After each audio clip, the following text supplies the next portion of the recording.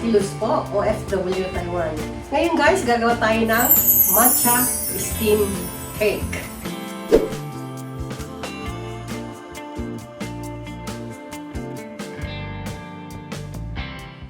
So, i-separate natin yung yolk sa white. 2 eggs, okay. Pag maliliit yung egg, so dapat 3 ganun pwede. Okay.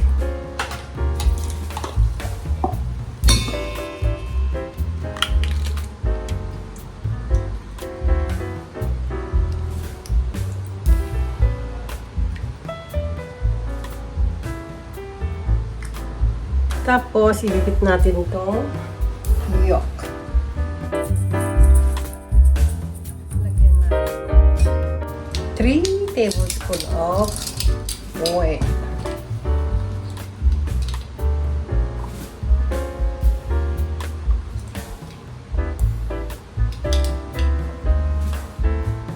Parehas lang sila sa gatas. Okay? Pero alam ko sa Pilipinas, sometimes mahirap bumili ng gatas, so pwede rin naman tubig. Pero syempre, pag kayong homemade na cake, kayong kakain, so dapat huwag nang tipirin. Okay.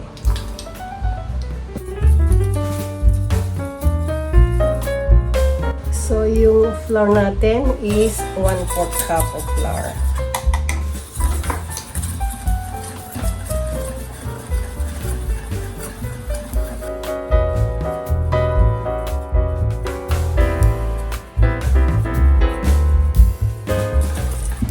Guys, yung matcha natin, ito yung 1 pack.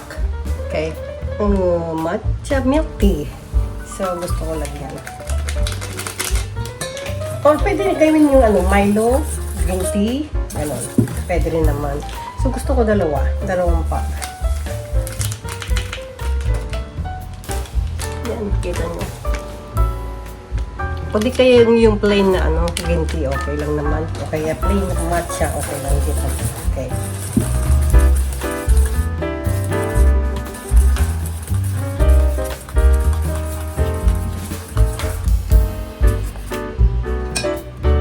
Maglalagay tayo ng cream of tartar dito sa white.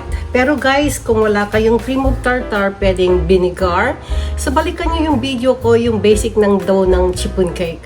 So, pwede rin doon ng lemon o di kaya vinegar. 1/2 teaspoon na tartar.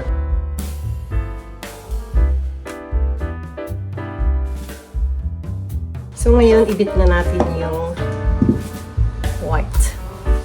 So, ang tips ko lang, pagka yung white nyo at naluan ng yolk, ulitin nyo.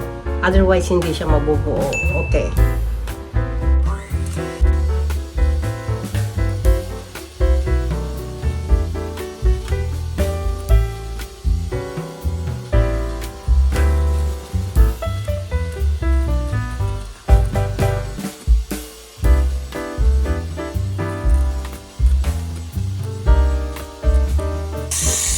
So, ang tips ko guys, makikita nyo yung egg white. Natayo na siya. So, pwede na natin i-mix yung butter. So, i-fold na natin yung butter dito.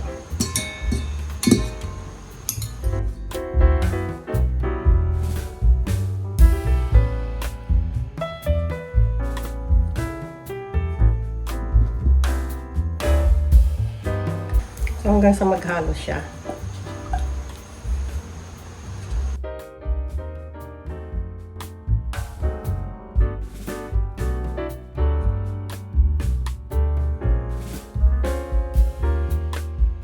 So, nahalo na siya. Kailangan mo kayo gagamit ng beater. Spatula lang. Okay.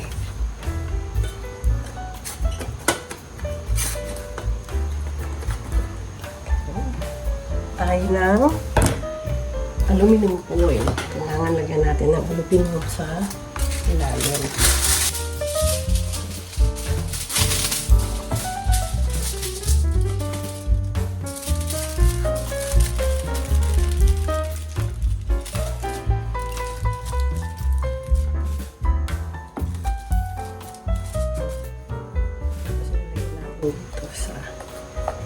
molder.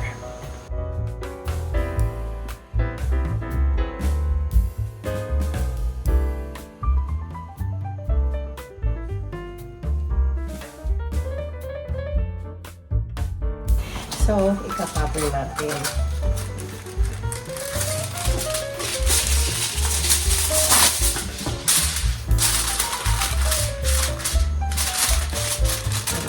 Simple na ha. So, pag sinisid mo na yan, wala tayong toothpick guys. So, ikamit tayo ng kutsilyo.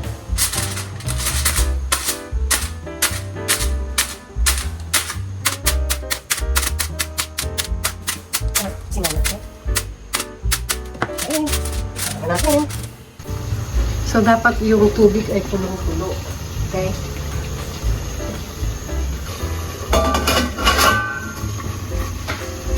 At iluto natin ng 20 minutes. High fire ha. Dapat natin. So, balikan natin mamaya. A few moments later. Pagka nakikita niyo siyang ganyan, and then mag-i-insert kayo lagi ng toothpick or chopstick.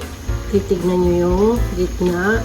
Kung may kumakapit, ibig sabihin, hindi pa luto. Pero pag wala nakapit, kaya nito. Wala na nakapit. So, ibig sabihin guys, ay luto na. Okay. So, tignan natin. Yummy. Mm. Yummy. Okay. Yummy. So, ito na yung cake natin. Ooh, ang init! Ooh, yay!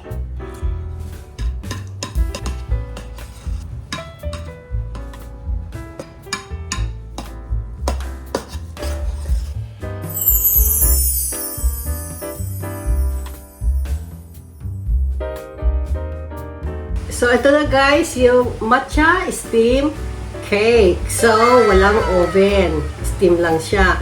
At the same time, so, pares na green. Imagine mo. Hindi ko na sinasadya na magkulay green dalawang ito. Yung ayun lang available kong prutas. So, nag-check din ako ng avocado. Yay! Parang ice cream. Parang ice cream. Ano siya? So, very soft talaga siya. You see? Look at that! Oh my God! Oh, mainit-init pa. Very smooth. Smooth talaga, no? And very smooth siya, guys. Yung texture niya is napaka-soft talaga. Subukan nyo guys, steam lang to. Tama-tama, gutom ako. Ang init ng earth. Sobrang tunod, pagod na po ako. Kasi nga binantayan ko to. Pagka kailangan nyo, tingnan ha, tusukin nyo lang ng chopstick. Para sigurado. Kasi sayang naman yung cake kung tatanggalin nyo sa steamer. Ang pangit na yan. Pag tinanggal nyo, then saka nyo ibabalik. So habang nandoon pa sa loob ng steamer, titignan nyo agad, kumuha ng chopstick. Hindi kaya tinidor. Para tusukin. Okay. Sarap. Sobra. Subukan nyo guys. Ang sarap. Ngayon ko na napagtanto guys. Green yung yung smoothie ko. Green yung cake. Green pa yung tabit ko. Puro green na lang. Ayos yan sarap. So hanggang dito na lang guys. Salamat sa panonood sa aking mga videos. Please like, share, and subscribe. Ate Luz po, OFW Taiwan. Bye-bye!